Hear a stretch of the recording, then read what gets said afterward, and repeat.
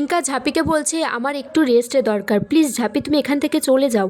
ঝাঁপি বলছে কেন, নাটক করতে করতে ক্লান্ত নাকি ইঙ্কাদি, নাকি ব্রেনের একটু রেস্ট দরকার পরে প্ল্যানিং করার জন্য। তখন তখন দীপ বলছে প্লিজ ঝাঁপি এগুলো আর করিস না। ইঙ্কার মা বলছে একদম আমার মেয়ের ধারে কাছে আসবে না ঝাঁপি। ঝাঁপি বলছে তুমি যে সুসাইড করার নাটক করেছো সেটা আমি খুব ভালো করেই জানি। তখন ইঙ্কা বলছে এই রে, কম ডোজের ওষুধ খেয়ে ফেলেছি, আমি যে ওষুধগুলো খাইনি শুধু ওষুধের কৌটোটা রেখে দিয়েছিলাম সেটা বোধহয় ঝাঁপি বুঝে গেছে। ঝাঁপি বলছে ওখান থেকে 10টা ওষুধ খেলে ঘুম ঘুম পেতে পারে খুব জোর 2 দিন, কিন্তু তোমার মতো ইঙ্কাদি এতটা খারাপ হতে পারে না কারণ। ইঙ্কা তখন বলছে এই রে, একটু বেশি ডোজের ওষুধ এনে রাখলে ভালো হতো। সে তখন নাটক করে বলছে আমার শরীরটা ভালো লাগছে না বলে ঘরের মধ্যে গিয়ে একজনকে ফোন করে বলছে ওই ডক্টরের দোকানে একটা বেশি ডোজের ওষুধ রেখে আসতে।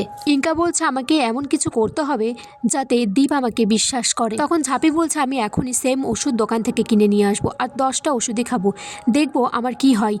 দীপ বলছে ঝাঁপি এই ঘুমের ওষুধ নিয়েই পাগলামি করিস না, এগুলো প্লিজ তুই করিস না। এদিকে ইঙ্কার ঠিক করা লোকটা সেই ওষুধের দোকানে গিয়ে চুপি চুপি বেশি ডোজের ওষুধ রেখে আসে। ঝাঁপি সেই ওষুধটাই বাড়িতে নিয়ে আসে, বলে যে 0.25 মিলিগ্রামের ওষুধটা আমাকে দিন।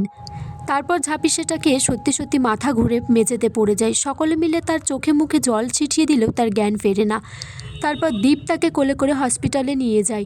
ডক্টর বলে যে একটু চিন্তার বিষয় আছে, চিন্তা করবেন না, ঠিক হয়ে যাবে। দীপ বলছে ঝাঁপি তুই কেন এটা করলি এরকম, আমি বেঁচে থাকতে তোর কিছু হতে দেব না। এদিকে ইঙ্কা সেই ডক্টরকে ফোন করে বলছে যে ঝাঁপিকে একটা ভুলভাল ইঞ্জেকশন দিয়ে মেরে দিতে একেবারে জীবনের মতো। আগামী পর্বে দেখা যায় দীপ একটা নদী থেকে 100 ঘড়া জল এনে ভোলেনাথের মাথায় ঢেলে ঝাঁপিকে ভালো করার চেষ্টা করছে। আগামী পর্বে দেখা যায় দীপ 100 ঘড়া জল এনে